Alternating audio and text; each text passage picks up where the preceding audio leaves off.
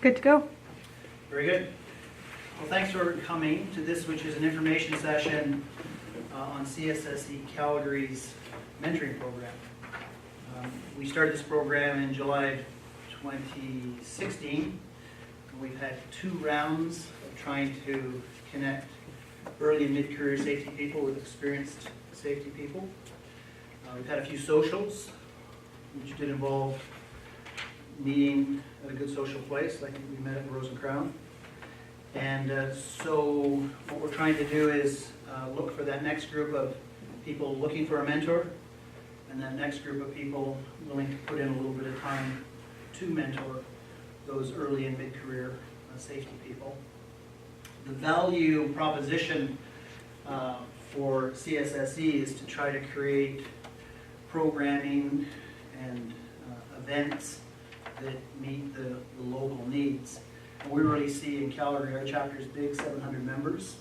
We see there's great value in trying to help those early mid-career safety people connect with more experienced safety people, and hopefully it accelerates their capacity to serve and be better safety professionals and help their companies do a better job of keeping workers safe. And that's kind of the connection of how we put this together. So we are volunteers, as I introduced Megan Smith, and I'm Glenn Jones. We both are CSSE members, and we volunteered to drive this program and keep it going. Jan Stugart is a third person member of CSSE. She's been a member probably for 30 years. She's also going to assist us with keeping communication going, probably some SurveyMonkey surveys to get your feedback, helping people connect and reconnect. Some of the mentors we have currently have taken on a number of people looking for mentors, and they found it to be a good experience. So some mentors, it doesn't take a lot of time, and if you're interested in the social aspects of it, it can be quite good fun. So we've had some people have a few mentees work with them. So what I want to do in this presentation is really just talk about how the program works. When you came in, Megan had you check in. We just want to get some of your information, and then we're going to facilitate the process to connect you with some people looking for a mentor. Okay, so that's the kind of drill. So this is one program within CSSE where we absolutely don't need you to be a member. Now, CSSE, of course, would like all participants in the program to be members, but the truth is someone new to safety or mid-career may have not heard of CSSE, and this may be an opportunity for them to learn about it. And we hope, or part of our goal is to strengthen the association and improve the experience for members. So CSSE is kind of the member-based association in Canada. The organization has 36 chapters. We've had as many as 5,000 members. Calgary is one of the biggest chapters. We sort of alternate with Edmonton as membership numbers juggle around. So Calgary and Edmonton are very big chapters with 600, 700, 800 members. Some of the smallest chapters in the country are 20 or 25 members. And so CSSE is just an organization of people who are connected to safety. And so we are a member-based organization with a drive from a grassroots kind of point of view. And so this is the byline for CSSE. So how many of you are CSSE members? Oh, almost all of you, okay, good. So this is one of the things that we think we can do as a membership organization to create value of becoming a member and try to drive that forward. So CSSE as an organization does a whole bunch of things. I think there's 37 chapters now. They've added one in Ontario. In Alberta, we've got 9 chapters. Lethbridge, Medicine Hat, Calgary, Edmonton, Red Deer, Edson, Fort McMurray, Grand Prairie. I don't know, that's up to 9 if you keep counting. Some of the smaller chapters are 30 members, and our biggest chapters are Calgary, Edmonton, 700, 800 members. And so lots of national committees, a national conference, lots of education. So CSSE sort of got a grassroots piece, these sorts of events. We run education days. We're running an education day on December 12th on competency and how competency impacts safety performance. We run a NAOSH event. We have monthly luncheons, some of them downtown, and some of them out in the suburbs. We run it at NFORM, Energy Safety Canada. What else do we do? We do social events. I think they're going to change it to Wednesdays, but I think it's currently Thursdays. This Thursday is a social at the Rose and Crown, which is a no-cost event. It's just an opportunity for safety people to talk about the really exciting business they're in. It's really just a networking opportunity. And so that's kind of the grassrootsy stuff that we do here in Calgary.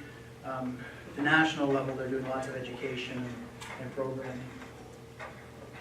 And so we sort of see this as an opportunity to help that next generation of safety people kind of get a leg up earlier. And this has sort of been our logo to get your mentor on and to provide that little extra hand up. One of the things I'm going to be sending out to you is a PDF of a document CSSE put together called the hiring guide. The hiring guide was originally developed to communicate to the HR professionals what a safety person is. What does NCSO mean? What does CRSP mean? What does CHSC mean? What does HSP, CSO, CCO, CCS? What are all the educational opportunities? So I'm going to send a copy of this hiring guide out to you, because actually what we found is we designed it for the HR professional to better educate them on how to hire the person into the right position with the right skills. And what we found is it's a great career planning tool, because it allows that early safety career person to see the whole landscape of education and certifications and qualifications, and it can be part of their career planning.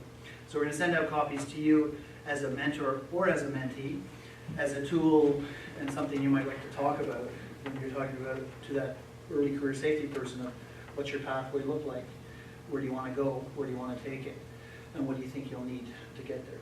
So I'll be sending that out to you.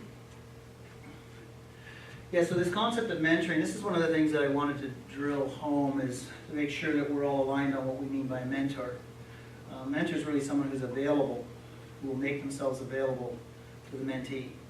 The responsibility for the relationship lies with the mentee. So if you're a mentee and we identify someone as a potential mentor who's willing to connect with you and spend time with you, the responsibility is on the mentee to take advantage of that. It's not the mentor's job to drive the relationship. It's the mentee's job. And so that's important. That some of the feedback I have had is talking to some mentees. They said, yeah, I talked to the guy once and then he never called me back. And so I said, well, the onus is really on you. We've identified the person, and of course if the connection doesn't work, and some of the mentor-mentee connections we made have not been great connections, just the chemistry's not there, and so we will do a reassignment. So I think that's an important understanding of what mentoring means, is that it's a connection with someone that has expressed interest and willingness, and based on their career experience have got something to share. And the mentee's job is to take advantage of that, use the connection, and try to learn and develop your capacity. So there's lots of things that mentoring is not. What we're trying to do is make sure that people understand that mentoring is really just about having you connect with someone, having you have the capacity to develop some sort of relationship so that you can communicate on issues related to safety and help them avoid making some of the mistakes that maybe you made, if you made it. So that's our mission. So we're trying to engage the community. I'm very connected to teaching. I teach with U of A and U of C in their OHS program. And a lot of students have said to me, we should have a practicum course. It'd be great, you do your 11 courses and then a practicum where you work with a safety professional. The universities in Canada are really not set up for practicum, not the certificate and diploma programs. And so that's kind of where this mentoring program idea came from, is if we can connect, and we're connecting with the U of C student population and the U of A student population who have a T2P or T2 postal code from our region. And so a lot of the mentees will be people in the certificate program, and we're going to be looking for more experienced safety people to connect them with and help them out. And so that's what we think is the member value proposition, being part of CSSE. We're hoping if we can provide that opportunity to those students and those new safety career people, they'll say, wow, safety, CSSE is awesome, I'm joining. part of the idea. So I think most people will have had a mentor, even if the mentor wasn't declared as such. Like I've had mentors in my career, and you know, we never did anything formal like what's going on here, but I was able to watch. They were largely business people, but I was able to watch the way they interacted in the marketplace with clients, the way they treated their employees. And for me, it was mentoring from a distance. I didn't say, hey, will you mentor me? But I listened and I watched and I emulated. And so mentoring's a little bit about that, is to find someone that has kind of been there, done that, and you kind of learn from them some of the things that they've learned. So that's why we're providing the hiring guide, because a big thing that often new to mid-career safety people are going to be looking for is, you know, what certifications make sense? If this is my career path, or what are my career options? What other education should I be taking? You know, what should it look like? And so we're going to try to help the mentors have some tools if they're not as familiar with all those university programs and certifications and accreditations to be able to do so. So that's kind of the way we see it. So in my view of the world, there are different roles we can take. Part of an adaptive leadership model is you can be a supervisor or a tutor or a coach or a mentor. So this is traditional language, and this is what I would describe as my adaptive leadership model. What we're looking for in this program is for you to be mentor or coach. And those are different than tutor and supervisor, and I'm going to explain more. But very much your role is just that mentor-coach piece. And I think it's important that you're focusing as the mentor to keep your role focused at that level. There are other people that will be supervising and tutoring and providing that sort of support to these people, to the mentees. Your role is just to be that sort of advisor and someone they can talk to about issues. And this is the way I think about this adaptive leadership model. So you're not doing this. This is what you do with young children and brand new employees in your workplace. This is what you do with maybe kids in middle school or early part of high school. If you have children, this is the parenting model, by the way. This is how you parent. By the time they're in high school, hopefully you move to coaching. And I've got two daughters, 25 and 28, and I've had to move to mentoring. And true mentoring is where when they bring you the problems, you don't solve them for you. You just ask more questions back to them until they figure it out themselves. And so very much our mentor-mentee relationship is around this coaching and mentoring role. And so when your mentee's asking questions, you're asking questions back to them. So you tell me, what would you like to do? And so we need to keep it at that level. Okay? So you're not giving them financial advice, you're not giving them employment advice, you're not giving them any of that kind of advice. You're just talking about the safety world as you see it, and helping them to build their own context of what they think they might like to do. And so very much I link the mentor-mentee relationship as a role where the mentor helps the mentee figure out what the ladder or staircase looks like, and helps them make the decisions on the steps they're going to take. But the mentee's going to take the steps, the mentee's got to own the decisions. All you're going to do is provide more context and some experience for what you've done and heard and seen, and for them to take it from there. Of course, as a good engineer, I don't approach things without having done some research. And so back in July of 2016, when we started this program, or ahead of that, I looked into what does this really mean? What can the world teach you about mentoring? And so I found a really good resource online. And so the next group of slides are taken from that resource. It's not my information, but it's empirical information that they've developed based on looking at this mentor-mentee relationship, having interviewed people and asked them what they thought. And so I thought this was interesting. Who was your most effective mentor? And so there's certainly a role for the supervisor and manager at work to mentor these people. So we're not replacing that with this CSSE model. We're adding something else that's a little bit different to it. Okay? So very much we need to recognize that we're not replacing the role of work. But I can tell you there's some early and mid-career safety people that they're the only safety person in the company. They might report to a VP of operations or a regional manager of production. And so it's tough for them. They've got no one to talk the safety talk about things. And so that forms part of the opportunity as well. Mentor's dominant style. That's an interesting idea. Is what should your style be? You familiar with your default style? Does everyone know your default communication style? You'll be ready to change it. Because maybe some of you don't have to. But according to this survey, the mentor is someone who's confident and friendly and able to be able to listen to the person. A lot of people describe him as direct, logical, and a questioner. So I thought that was an interesting sort of commentary as to what people thought about what was a good mentor. And I think, of course, each mentee is going to be a little bit different, and so it's a little bit about adjusting your communication style appropriate to the circumstance. Why would you want a mentor? Now, that's a good question, too. Why would you want a mentor? I know why a mentee would want a mentor, someone to help them, but why would you want a mentor? And a lot of people want a mentor because it's an opportunity for them to give back. Hopefully that's one of your reasons. You've been through the school of hard knocks and learned some important lessons. Hopefully you want to share. And I suppose it's kind of good for your self-esteem to sort of self-evaluate that you have developed a skill set and a knowledge base that's worthy of sharing. So I think those are all good reasons. But the key thing in the relationship is that the mentee's role is to gain from the relationship what that person is looking for.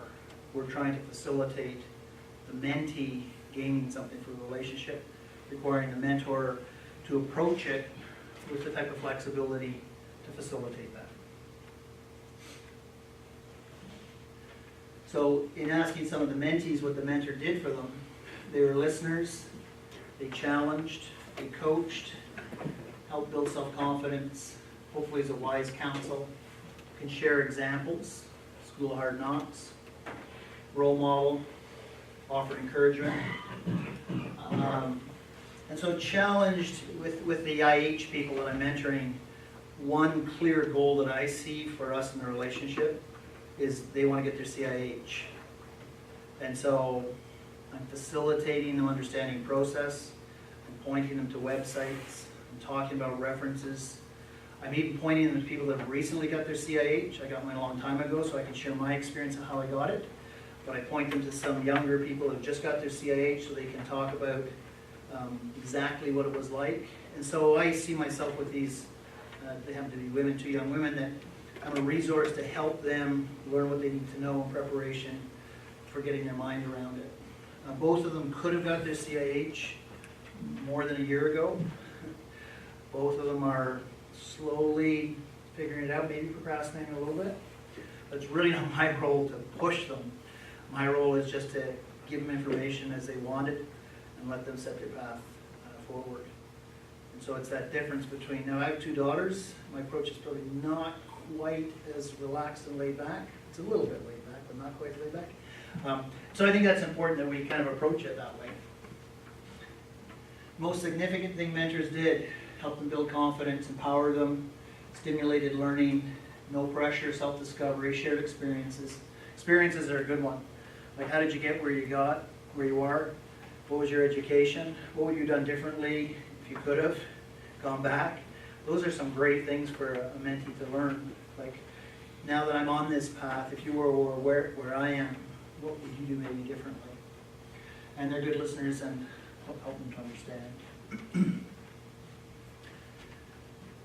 They let me struggle so I could learn. Very good. Affirmed abilities. Led through a series of discussions. Self-identity, strengths and weaknesses. Generated responsibility, explain things thoroughly. And never really provide solutions, but point people in directions so they can be more efficient in finding their own solutions. And I think that's a good supportive role for the mentor. This is what the mentors in this survey said what else the mentor could do, and number 1 response was nothing, which meant they had some pretty good mentors in that cohort that they did the research on. But one thing they said was more feedback, more time and availability. And so this is a question, how much time should you have available, will you make available, and encouragement. What I've estimated it as is, maybe a couple hours a month, if that. What I've done with the people I'm mentoring, typically we've met in person at Starbucks. I get to buy the coffee. And we just have a conversation over the coffee, and a couple of times they've emailed me. And so I've been able to be responsive by email. And the truth is I don't really need to meet them in person anymore unless they wanted to, because we kind of know each other. I know where they grew up, and know their kids' names, and so we have met a few times, and so there is that sort of front-end commitment to develop some form of relationship. But beyond that, could be telephone call, could be email, and it's to be available to help them problem solve or think through an issue when the time is right. The emphasis is on the mentee, though, to drive the process. Now, having said that, sometimes I feel like I'm driving the process, but so if you can do that as a mentor, that's good. But really, the responsibility is with the mentee. I'll check in with them and say, "How's it going? You want to meet for coffee?" Because they know what I'm going to talk to them about again. Getting their application in, if they check their education lines up, and they go, "No, we're good. Thanks for checking in." And so that's okay. I make it myself available, and the extent to which they want interaction or not. So, kind of how it works. So yeah, they describe their mentors as teacher, partner, wizard, guru, and sergeant. That's interesting. So the most significant things, the mentors kept in touch, they responded, and they were involved. And so really the commitment is as a mentor, if you're signing up, mentees will select you. So this is not quite a dating service, but the mentors identify themselves as available, and we've got a large cohort of mentees. And we're going to help facilitate based on the questionnaire, like the information you're providing. We'll try to make those connections, and we'll check back in with you to see how the connections are working. If you and your mentor-mentee don't connect that well, we can try to find you another person. No one needs to have any hard feelings here. We're all here for the same reason, to try to find some good connections. And so that's kind of how the program will work. Yeah, so this listening and willingness and checking in and checking your ego at the door and those sorts of things. So it's about just being an available person to bring your experience and get to know the mentee and help them in the way that they see they would like to be helped. So what we've done so far is we tried to get people to connect in person, go for a coffee, maybe a few times, and then it's a meet as often as it makes sense. In my experience, having done this with a few people, a couple in CSSE program and a couple in the AHA program, now that it's going, it's maybe an hour a month. It's not very much time, and it's really just to communicate and connect. So that's kind of where we are from the time commitment. So from the mentor's point of view, it's we're asking them to commit that kind of time. And the face-to-face time is important. All the people I've been mentoring are quite young. I wouldn't say they're all millennials. A couple of the hygiene people aren't quite millennials. The millennials may want to communicate different ways, which probably means by text and other such things like that. But anyway, it's just about figuring out what will work for everybody. But certainly the face-to-face in the beginning is a good way to get to know people and figure out what the relationship can look like. Yeah, and so the mentees are really looking for someone who's a bit of a helper and will bring their experience. And in fact, what I've been doing is I will do some research for the mentee because when they're asking specific technical questions, they're asking about university programs, I can do it way faster than they can because I already know what I'm looking for. And so I kind of do some of their homework for them. It's not a lot of work, but it's relatively easy for me to do it because I already know when I found it what I'm looking for. For them to look in the mass amount of information, it's hard for me to sort through it. So it's something that I think that I can do to help make it look better. Yeah, so the two big pieces that we see mentees looking for is on career development, which includes education, certification, and safety, and then career path, personal development. How do I get to be the VP of safety? that's what you want to do. Or how do I get so that I can do more incident investigation, or I want to become an ergonomist, a field ergonomist, and those are the types of career path certification, accreditation type questions that they often are interested in. And they're interested typically in how you got into safety, what your career path looked like, what was good and what wasn't good, and what you do better if you have a chance to do it over. How many of you, if you could do it over, you do it differently? Yeah, I mean, usually, like if you get a do-over in life, like things have to be pretty perfect in your life, not to say you'd like a few little bits of do-over. And that's what the mentee's trying to get from the mentor, is learn that context and better understand what they might do. So they listened and understood, they challenged, and then they were this coach. And so it's not like supervising and tutoring, it's that a bit more of that distant relationship, and just helping them to advance and get forward. And so as I mentioned, it's the mentee's job to maintain a relationship. So very much, and we'll be drilling that message home with the mentees as we identify who they are. As we connect them to a mentor, we'll say, here you go, here's Brock, great guy, been around a long time. Make the introduction, you own it, and facilitate that communication and get from the relationship what you need from it, because each mentee will have a different need. And if the relationship doesn't look like it's a really good match, the mentees will come back to us and say, he was a nice guy, but we're looking for someone more oil industry. Anyway, so we'll match people based on experience and the industry, the direction they think they want to go, and hopefully find that right person for you. That's why we said check your ego at the door. If it's not a good match, don't feel bad. We thank you for participating. We got tons of students coming into the program, so those the new safety career people looking for this. And as we get ramped up, particularly with U of C, they've got 150 graduates a year. There's lots of people looking for someone to connect with. It might even be for career jobs. How do I find my first job? And where do you think I should look for my job? And you'll say, I don't know, where do you think? It's a good conversation to have, right? And it's a big challenge for sure. So the results of this survey certainly created a basis for me in terms of how we've designed this. This is a very simple model. There's a lot more complicated mentor models. AIHA is a little bit more complicated. ASSE, American Society of Safety Engineering, have a women in safety mentoring model that is quite a bit more complicated. It's got a lot of structure, and we may over time add additional structure, but right for now our program is very simple. We're trying to connect those early to mid-career safety people with more experienced people, to make that connection, give them an opportunity to learn the types of things they want to learn, technical career accreditation from those people that have a bit more experience, and have a network.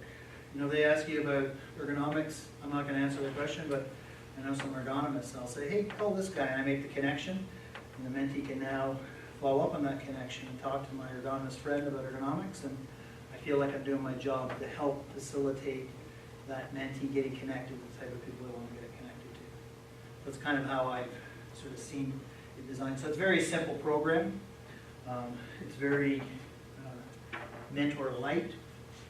And so the two key things that a mentor needs to think about. When you think about leadership, so mentoring is very much a leadership role, position. And the two things that mentees are looking for in their leader is competency and availability. They'll forgive all other leadership flaws. They want you to be competent with whatever it is they want to talk about, and they need you to be available. And the mentee, the two things that we're looking for from the mentees is they take initiative and that they're accountable for what they're supposed to do. And so if the mentor says you ought to look at these programs, go look at their websites and see what their programs look like, and when we meet in a month, let's talk about it again. The mentee has to take the initiative to do so, because if you come to the next meeting and they haven't done anything, you're not going to advance the ball. And they need to be accountable. You got to own it. You own the success of the relationship. CSSE, all we're doing is we're matchmaking. We're finding experienced safety people to connect with mentees. The mentee's got to own the relationship and drive it forward. And there are some mentees who have had multiple mentors. They've asked to get a second mentor, not that the one wasn't doing the job, they were finding it very useful and they wanted a different perspective. So they said, can you connect me with someone who knows lots about construction? Sure.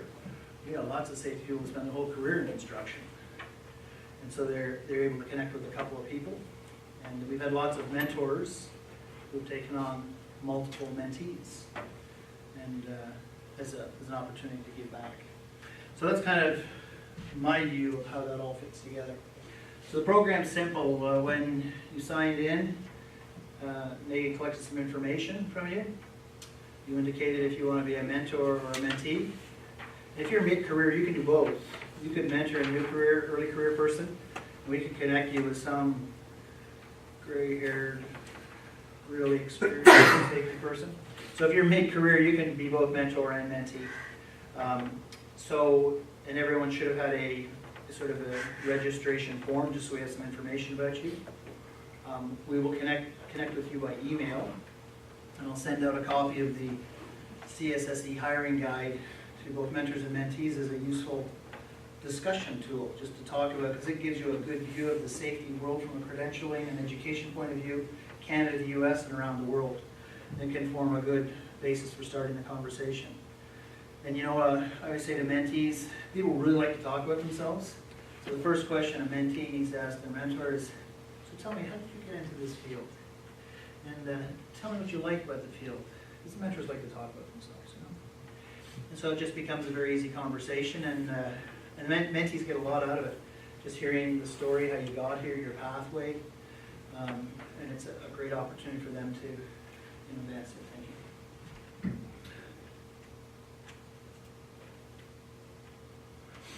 So this is our third wave of the program. We're going to plan to get these first connections going, and then we may run a social in December, which of course socials are optional, but it's just a way to get all the people that are participating in a social event, and for the mentees to meet even more potential mentor type people. So the mentees actually do the selection. So we look at your background and experience, and then we're going to talk to the mentees and sort of say, what are your needs? Where are you thinking? Is it industry that's important? Is it discipline? What are your interests in terms of the match? And then we'll try to make the matches. We'll send the emails saying, Grant, this person has indicated interest in working with you. Can you guys connect and see what it's like? And then we'll touch base with you to see how it's going, and hopefully get everybody connected. So it's really a pretty light program, light process. We're going to start to do a bit more review and get feedback. I've got some feedback, some very positive feedback, some very negative feedback. It's all been good feedback, and we're trying to strengthen the program on that basis. And so we're really not going to give up on this. We're going to keep chipping away until we've got a rock solid program that runs, because there's like 100 people a year or more that could really do to get connected with some people that are willing to spend some time and help them learn the ropes, so to speak. And I think it really speaks to the member value proposition of being a CSSE member. And so for the mentors, we thank you for your time, because I know time is a rare commodity and a valuable commodity for experienced safety people. But I've heard very positive things, and thanks from mentees that have had a great experience and a great time in our earliest part of the program. So we've got these registration forms, so it's just to get to know a little bit more about you and what your interests are and industry and that kind of thing. We're going to try to make those connections.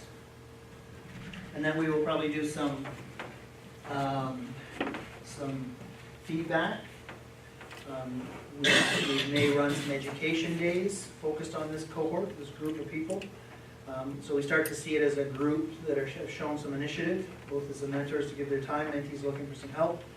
And we're going to look for what other types of programming this cohort might be interested in, both to strengthen your experience as a mentor and hopefully increase the experience of the mentee. And maybe some other things that we can do as we move forward. But for now, we're keeping it simple and really just trying to connect those people. Yeah, so this ends up being what it's about for a lot of people, is certification, accreditation, job prospects, career development, pathways forward, what they think they might do next, and it's just a little bit of help.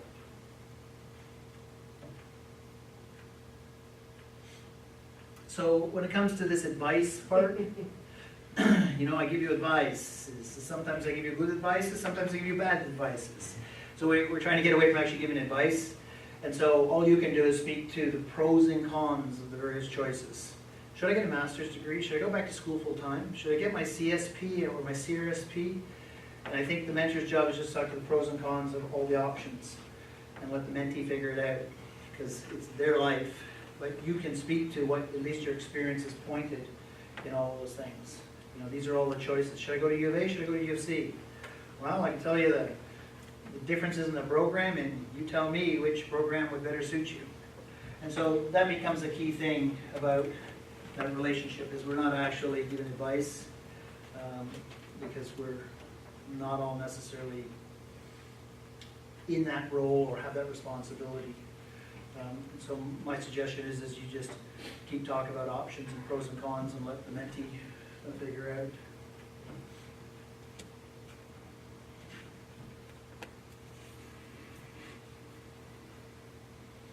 Yes, and this is an important last point, I think, is that I mentioned this already, is that when the mentee's talking to me about ergonomics, I'm not pretending to be an ergonomist, but I can point them to ergonomists, and I can point them to the association, and I can point them to a certification process, and I can help them think through the pros and cons of moving into ergonomics instead of construction safety, and help facilitate them looking at all the data, making good decisions for themselves.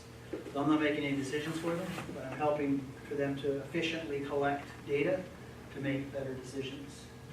And so that is really the opportunity.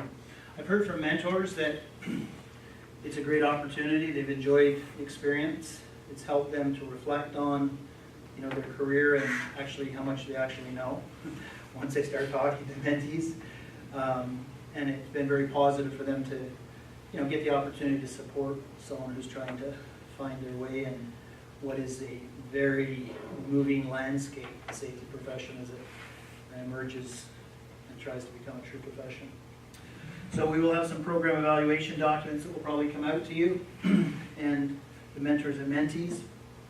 And we're going to try to get feedback and figure out ways to strengthen the program and make it a little tighter. Now we're thinking of developing a bit of a newsletter. We may create a portal on CSSE Calgary's website to store information like a copy of this presentation and other forums. So we're still working on some of those more specific mechanics of the program. But for now it's pretty straightforward, pretty simple. We're going to collect some information on mentors willing to spend some time, mentees looking to find someone to support them, try to make those connections and continue it on. And hopefully have people identify the member value proposition. Yeah, so my view of the world is that if we can help those safety people get, in essence, that extra support, they become more effective sooner in their jobs. If they become more effective for their employers, hopefully the net result is organizations that better advance and more successful in managing workplace health and safety. Because in terms of CSSE's mandate, you know, saving lives and making the workplace a better place. And so that's my last slide. And I just ask if you, if there are questions or concerns, or people want to learn more. No, either put you off to sleep or answered all the questions before you could ask them. So the process forward will be, we'll be in touch with you. We will be confirming your interest in being a mentor, if that's how you indicated. We've got some information from you, and we will be building our database of people looking for mentors and trying to make those connections. And we should be able to be successful at that, I would say, within 3 weeks. And then from there, it'll be up to the mentee to contact the mentor and hopefully meet in person for a coffee or something like that. And then we're going to connect with CSSE's regular socials. CSSE has a social, I think it's every Thursday, the last Is it third Thursday? Thursday in the month, but I think they're moving it to Wednesday. But anyway, we will communicate with you. We're going to tag along on some of those socials just as a way of meeting as a bigger cohort, and it's an optional type of meeting. But the mentees, it'll be an opportunity for them to intersect with a much broader group of people from CSSE, and hopefully that's useful too. Any questions, concerns? Yes, sir. So for someone like me, I work out of Grand Prairie. I actually live in Calgary, so I know about CSSE in Calgary, but not much about that. What's going on in Grand Prairie? Well, Grand Prairie, the question was, he lives in Calgary, works out of Grand Prairie, probably on a, fly in, fly out, drive in, drive out. So Grand Prairie has a chapter. They probably have about 70 members, I'll say, and they have quite a big NAOSH event in May. I think they do it every other year, just because of volunteer resources. But they also do education days, and you should just be able to go to the CSSE website, the national website, and then there's a tab called chapters. And then you can pull down and you'll see Alberta. You click on Alberta, they all open. You'll either have a connection, like an email connection to their chapter chair, or they may have their own little website. So I would just go through that process. If you want, I can leave you my card, and if you have trouble finding it, you can email me and I'll email you the connection. Yeah. So all of the chapters are listed on CSSE's website, 37 of them I think there are, and they're organized by region. So we're in the Alberta, Northwest Territories, Nunavut region. And so when you go to the website, you can find all the chapters and the chapter leaders. Our chapter chair is Claudette Fedoric, a CAP. And there's a committee, an executive committee of, I don't know how many people, 5 or 6. And then they have subcommittees that are doing different things like organizing NAOSH and other such events. And so you're always welcome to get involved with those too. Always looking for good young and old volunteers. Any other questions? Well, thanks for those three. Well, not regarding this, women in safety. I heard through the grapevine that you were thinking of getting women in safety group together last year-ish. Grant is the past chapter chair in Calgary, and many years ago he initiated working at the request of the women in the chapter, initiated a concept of women in safety in the chapter.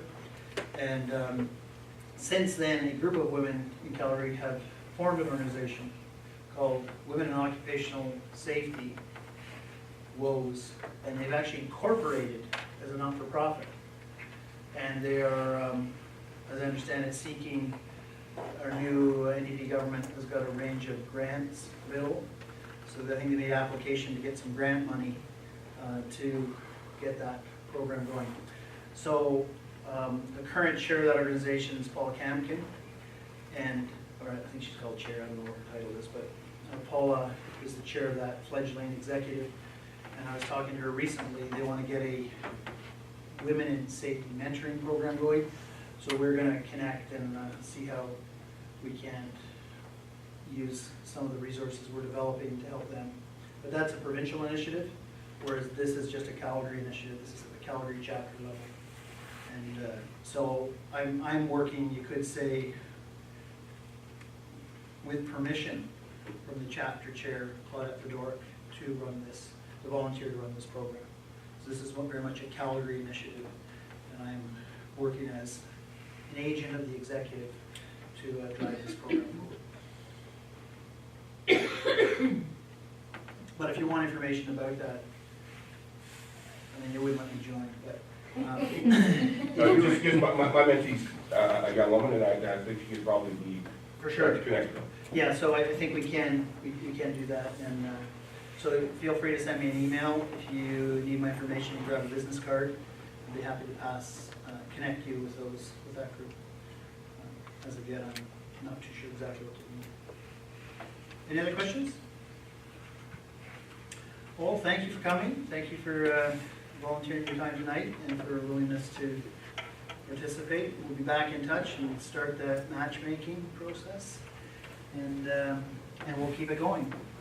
And so if some of you are struggling, or you know, have some issues you want to chat, feel free to connect with me and I'll help facilitate making things be nice and smooth as possible for everybody.